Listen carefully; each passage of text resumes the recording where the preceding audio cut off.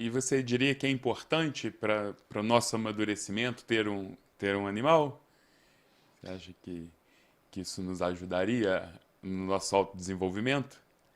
Sim, não é? Essa é a proposição da escola chamada Cavalo, não é? Que é título de um dos nossos livros e também o título do trabalho que nós dirigimos ao público equestre através das mídias digitais que nós utilizamos. Não é? A escola chamada Cavalo está ali no Instagram, no YouTube, no Spotify, no Facebook.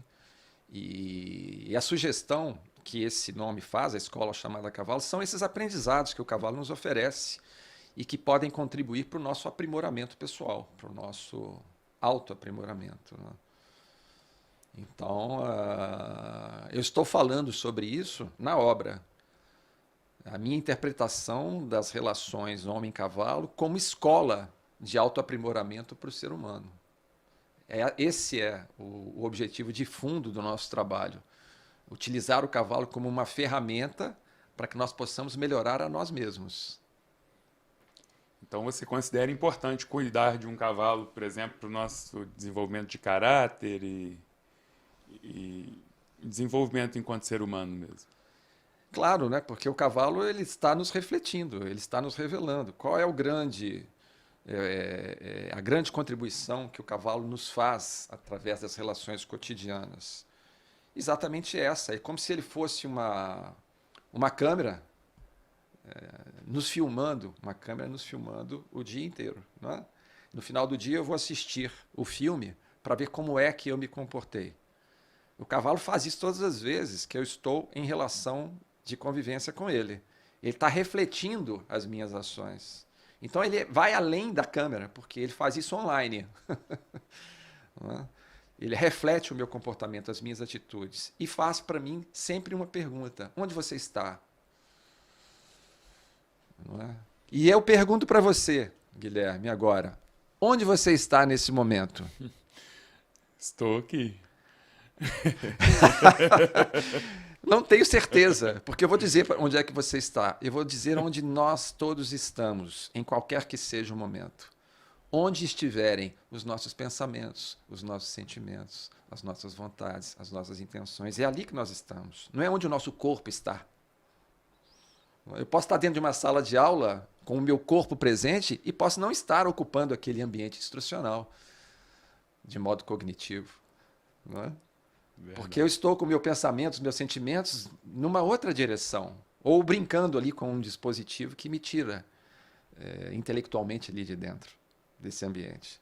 O cavalo não permite isso na relação. Só se você quiser uma relação superficial com ele. Se você quiser, por exemplo, acessar a equitação de qualidade, você tem que estar presente de corpo e alma na sua relação com o cavalo. Então ele faz esse convite o tempo todo. Lembre de si mesmo e pergunta o tempo todo onde você está.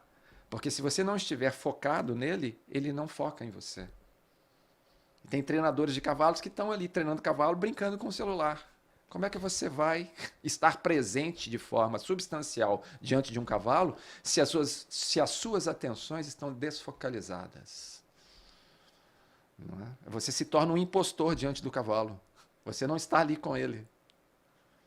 E ele vai te dizer isso de que maneira? Não estando com você também, desfocando, dispersando as suas atenções. Compreendeu? Então, as lições elas não precisam ser longas e nem devem ser longas e nem muito frequentes. Elas devem ser substanciais. Não é?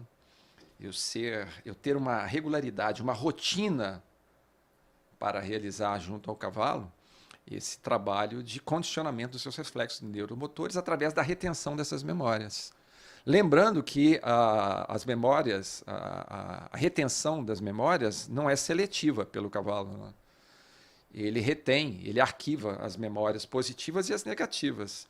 Então, cabe a mim agora o movimento de me preparar para que, na minha relação de ensino junto ao cavalo, eu tenha capacidades, eu desenvolva capacidades de criar nessas situações memórias positivas que serão arquivadas por eles, pelos cavalos, né? Retidas pelo cavalo.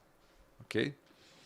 Então, é preciso tomar muito cuidado, né? com isso? Eu estou devidamente preparado para condicionar os reflexos neuromotores do cavalo? Eu conheço o cavalo o suficiente para realizar processos de ensino desejáveis com ele? Todos os acertos e erros que nós cometermos durante o treinamento serão retidos, arquivados pelo cavalo. Com o seguinte detalhe, né? O cavalo não tem tecla delete. Uma memória retida não pode ser eliminada. Então, uma memória negativa, ela vai ficar no arquivo de memória do cavalo. Eu posso criar uma memória positiva sobre ela, mas isso não quer dizer que, em algum momento, essa memória negativa não possa vir à tona. Por isso, nós não podemos dar garantia em processos de recondicionamento funcional em cavalos, né? Porque nós não sabemos todas as memórias negativas que estão no seu arquivo. E dependendo do tipo de estímulo que for oferecido na relação com o cavalo, ele pode fazer vir à tona uma memória negativa.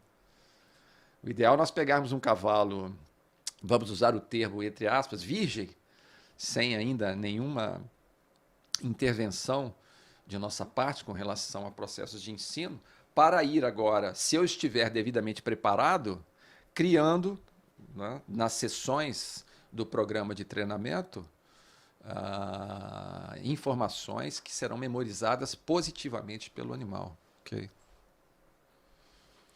E aí, Paulo, no caso de algum deslize, às vezes por descuido mesmo, eu trago ao cavalo um reflexo negativo, uma memória negativa. Se esse reflexo não for repetido, tem mais condições de eu conseguir limpar isso do cavalo, né? Ou não? Sim, com certeza, né? Então, quando nós falamos que o cavalo aprende por retenção de memórias, não quer dizer que uma circunstância tenha a força de ser gravada pela memória do cavalo. O que acontece é que nós vamos realizando procedimentos repetitivos e o cavalo vai memorizando através das nossas convivências com ele. Por isso que eu falo que uma das peças fundamentais desse sistema, de qualquer empreendimento que utiliza cavalos, seja um aras, uma escola de equitação, não importa o que seja, são as pessoas que convivem por mais tempo com o cavalo. Porque quanto mais tempo você convive com ele, mais influência você exerce sobre o indivíduo. E ele vai retendo na memória aquelas atitudes que vão se repetindo no cotidiano. Então, os tratadores, os cavalariços, né, que é o nome que abrange todas as pessoas que estão designadas nas funções nos processos de criação, manejo e treinamento, né, são os cavalariços. O cavalariço tratador, ele convive muito tempo com os animais e ele precisa estar bem preparado, porque ele vai exercer grande influência sobre um cavalo, sobre o seu comportamento. O comportamento do cavalo é construído nas relações cotidianas dos processos de criação, manejo e treinamento. Okay? É um atributo que é construído, o comportamento. O temperamento não. O temperamento o cavalo já traz ao nascer por influência hereditária. Temperamento também é chamado de índole. O índole ou temperamento, o cavalo traz consigo ao nascer por influência hereditária. Mas o comportamento não. O comportamento é construído por nós, através das nossas relações para com ele.